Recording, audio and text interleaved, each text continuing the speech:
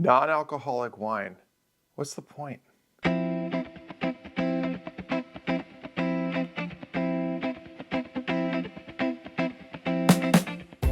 get that one all the time. The other favorite one is, isn't that just grape juice? Now, trust me, it's a legitimate question. People are legitimately wondering, like, what's the point of no alcohol in the wine? It like really doesn't make sense. And then there's, isn't that just grape juice? Which is, nobody really knows what the process of dealcoholizing wine is. So this is a non-alcoholic wine bottle. This one's $69. We'll get to that in a minute. But I want to start with the point. And this is super important because the point is very serious. It's very deep into people's experience. There's multiple different avatars, if you will, where there's a huge point as to why non-alcoholic wine is a very desirable thing. Mainly, it's people that love wine, grew up with it, amazing memories, special moments, the date night and the cheers and the romance. That was a big one for me. And I know I don't want alcohol in my life. I had it for 20 something years. It was awesome until it wasn't. And then I took a year off drinking. That was awesome. And I brought alcohol back into my life after 2.5 years. And I had a whole experience there for about a year and a half. And then I took it out of my life again, married my wife. And I know I don't want to give myself permission to have alcohol in my life. And I love wine. I manage multiple wine bars. I went on a mission to find the best non-alcoholic red wine in the world, and that was deeply personal to me. Because when I stopped drinking for that year, in the first few months, I was like, I can totally see myself drinking alcoholic red wine again. And I'm okay thinking about that. I'm fine. This is my life. Maybe it's the alcoholic talking. And even that was okay with me. I was like, date night, the steak, and it's just something deep in my soul. And it was about 3 months later into that journey, and this was into 2020. And I was like, I had a huge moment where I was like, I'm gonna find the best non-alcoholic wine in the world. That's it. If it doesn't exist out there, it's going to. And if it does, I'm gonna find it. It took me 4.5 years, and I eventually found it. I also opened my Ocean Beach Cafe, which is San Francisco's non-alcoholic bar and bottle shop, because I was that productive that year. Didn't have any hangovers, wasn't intoxicated, and the wine came to me because I had a focus on non-alcoholic beverages. I got to taste a ton of wines, and we all know anybody that's bought non-alcoholic wine probably had a bad experience. 9 times out of 10, I would say. Yeah, I found it. This is it. It's Zeronimo. It's from Austria. I imported it because it was just multiple levels beyond, and it was the best red that I had ever found.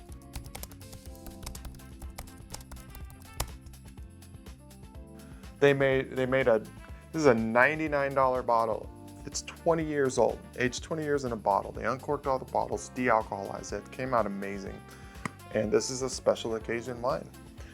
And the other kinds of people that there's a huge point as to why this exists and that they're so excited about it is because perhaps they had a ritual every night. Glass or 2 of wine, and maybe health reasons, maybe the doctor said something, maybe they're pregnant, and they don't want to drink the alcohol. Maybe they just don't want to drink it on the weekdays. Maybe they just want to drink on the weekends, but they still love that ritual and the taste and the flavor, the aroma. This is something that didn't really exist, and it certainly wasn't something that people really thought about like 5 years ago. Less than 1% of the population 5 years ago was like, I'm gonna go find some non-alcoholic wines out there. I wonder what they got. I bet you we can find a selection somewhere. Not really. Maybe a pregnant woman, maybe somebody who's just diehard, they're on the search for the wine 5 years ago. Right now, 2025, non-alcoholic wine is a thing that's known to much more people. And it's gonna be a known thing to many more. You got like 10,000 articles written out there about it. And now it's a conversation. You got how many brands just launched? in the last few years. It's just this hockey stick. And there is this demand. It never was in the brain in the first place. So the industry, it's taking some time to really get traction because it's just not really something that you ever thought about. The point to having a non-alcoholic wine, I think a good example would be something like CBD. If you have somebody that smokes a lot of weed or takes gummies, they like the THC, they like the buzz. Let's say they have a tolerance for it. Let's say it's just like it's a part of their reality and their day, cool. The idea of CBD is like the stupidest fucking thing they ever heard of. Totally understandable. But there's also another person that's like, you know, I know that it does things for my nervous system, my endocannabinoid system. I like what cannabis can do for me, that it organizes my chaos. Maybe my anxiety goes down a little bit. I just feel like it's like doing something. It's something that's there. It is a functional ingredient, a substance. CBD is. But the THC person is like, you gotta be kidding me. Totally understandable. But there's a lot of people who just don't want to get high. I don't want to go socialize if I'm high, personally. I can't sleep when I get high because my brain will not stop. And when I get close to sleeping, it's like, it just thinks about that I'm close to sleeping and it just keeps me up. That's my story. CBD situation, I like that I can take that and it kind of just like gets me in the zone a little bit. There is huge points as to why somebody might be into a non-alcoholic wine. And that should also be respected. Somebody's like, I like a little more wellness in my life. Or maybe they had a problem. It's a smaller percentage of the people that don't drink wine because it was definitely a problem. It's actually a pretty small group, but it's a super important one. And non-alcoholic wine may not be for them, super important. But for those that it is, if there's ever a time where you would make them feel like, oh, how come you're not drinking? That is a phrase of the past. And not drinking or drinking less is trending right now, and it is certainly not a fad. Not drinking, drinking less, it's a wellness conversation. People are living more conscious lives. And wellness is a huge part of why somebody might want to drink less, but they still want their wine. So when I hear non-alcoholic wine, what's the point? I just think of about the thousands of people that I've got to share a luxury, ultra premium, super aromatic, old world funk, oak, long finish, Austrian red, Cabernet blend. And I've seen sommeliers just get emotional. I've seen two sommeliers and a restaurant owner, totally different stories, different places and times, just tear up. They're like, they smelled it. They were like, I didn't know I would get to smell or taste something like this again. And that's why. Now on tackling the second part, isn't that just grape juice? I get it all the time. Even people in the non-alcoholic beverage industry kind of have a hard time describing as to how this is made. Let's get to it. Non-alcoholic wine starts as wine. You gotta ferment it, 12, 13, 14% alcohol.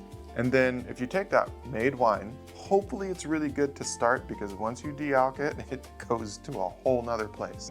Usually it's bulk wine, they're getting a deal. They go to the dealcoholization machine, the nearest one. The best ones are in Germany.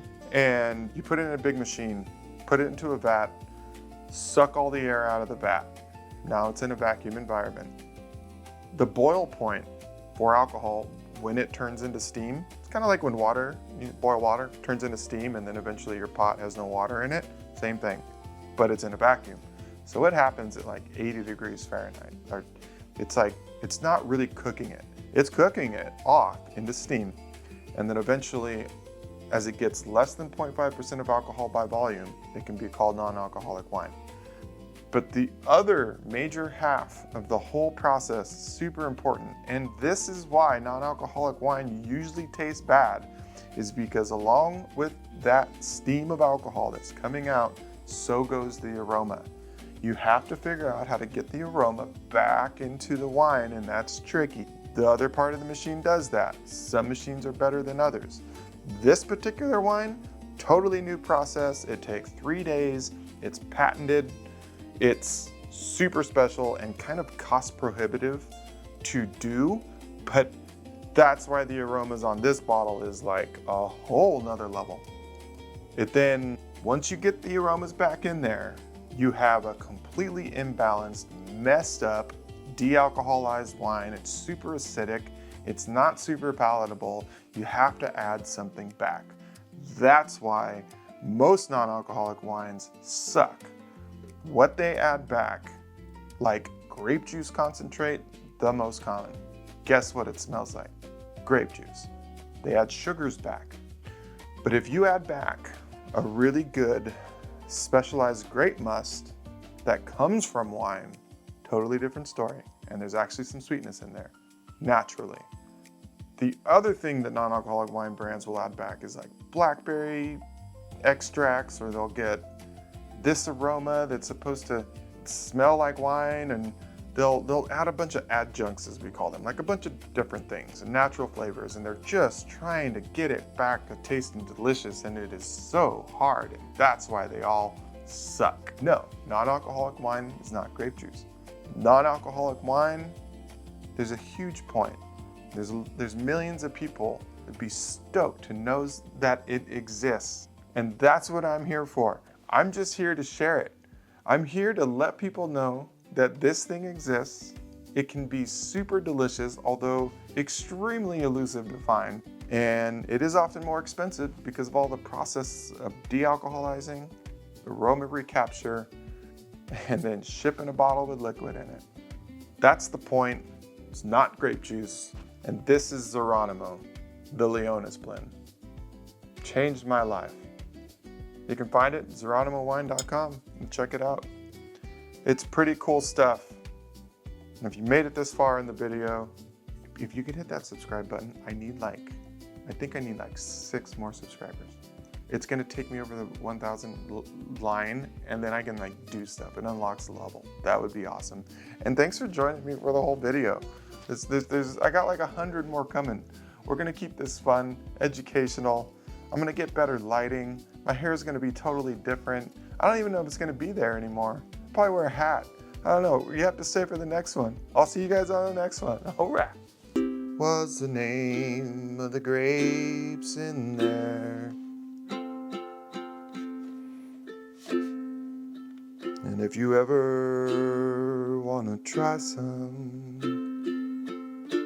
and you're by the ocean, there's a beach, and there's a cafe.